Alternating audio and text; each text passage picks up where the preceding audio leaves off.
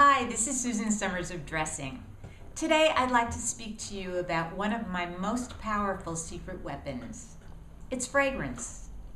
Interestingly enough, I learned how to really wear fragrance when I lived in France in the 80s because French women excel at stuff like that. The right way to wear fragrance is almost to step into it so that it's very light. It's not too concentrated. You shouldn't be able to smell your own fragrance. If you can't, you know you're wearing it in the correct way. What I usually do is start out with a bath oil in the fragrance of my choice. I tend to like unisex, very clean fragrances. So I put a little bit of that in the bath. Then after, I use the same scent in body lotion.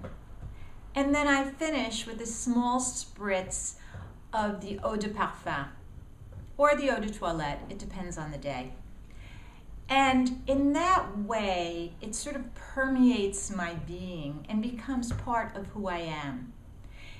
I can never smell myself, so I never know the reaction of my fragrance, but so many people have commented on it. Fragrance shouldn't hit you in the nose. It should just be something that people are pleased by when they're really close to you. It shouldn't fill up a room. There's nothing worse than getting into an elevator that's empty and yet it has a very cloying fragrance of the last occupant.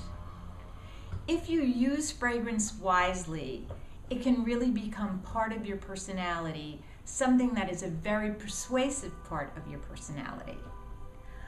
I usually don't change my scent for the seasons, but I will change the formulation.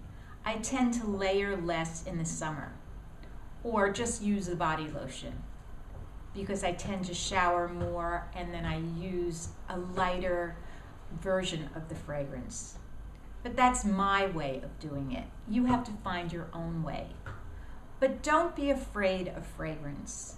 Select something that makes you happy. That's really the result of it.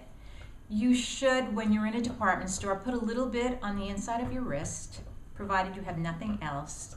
Walk around the store and come back 10 or 15 minutes later, because the scent needs to die down. You'll smell a top note, and then it'll dry down a little bit, and the full essence of the fragrance will come through.